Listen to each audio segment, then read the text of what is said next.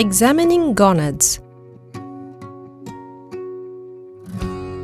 What equipment do you need? After extracting all the gonads, you can begin to examine them.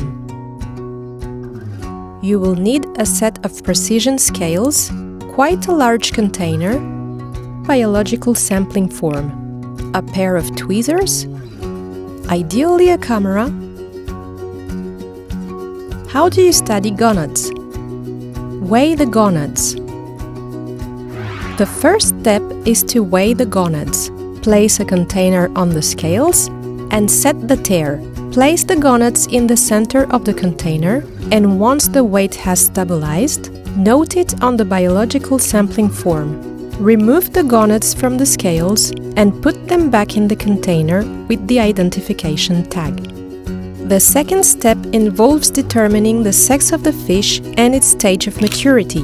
It can be difficult to determine stages of maturity when you are not accustomed to this process and when the sampling occurs outside the spawning period. Our tip: take a photo of the gonads and their identification tags to be able to observe them later and compare them to one another to refine your determination of the stage of maturity.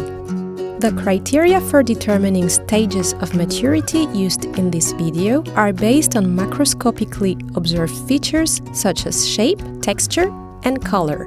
These features have been adapted from the publication by Brown-Peterson in 2011. Stages 1 and 2. Immature specimens' gonads resemble thin, transparent strands or ribbons with no structured color and a sex that is difficult or impossible to determine. Stage 3. Stage 3 refers to the gonads of new adult specimens at rest or redeveloping. The visible features in males are the creamy white color and slightly triangular shape in the transverse section with angular lobes. Stage 3 females are recognizable from the orange or creamy brown color of the gonads and the jelly-like or lumpy texture with a few blood capillaries beginning to be visible, but the oocytes are not visible through the wall. Stage 4.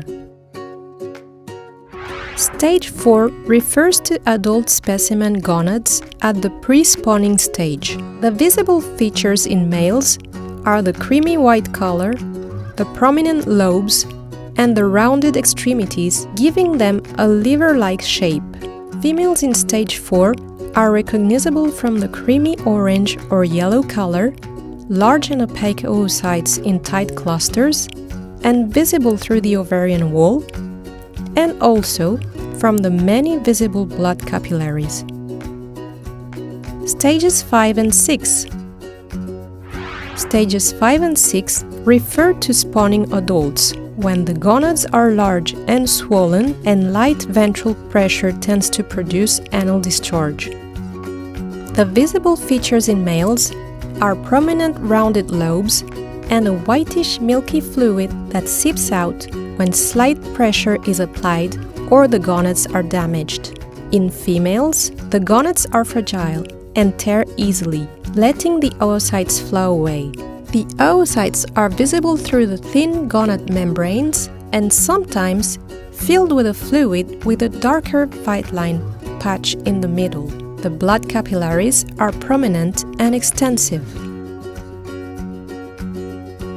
Stage 7. Stage 7 refers to adult specimens said to be spent or recovering. The males and females' gonads look flaccid. In males, the gonads are flaccid but not totally empty, creamy brown in color with a faded appearance and dark patches. Female gonads look like an empty bloodshot sac with a few old oocytes still visible on the inside, and some larger oocytes still visible through the membrane.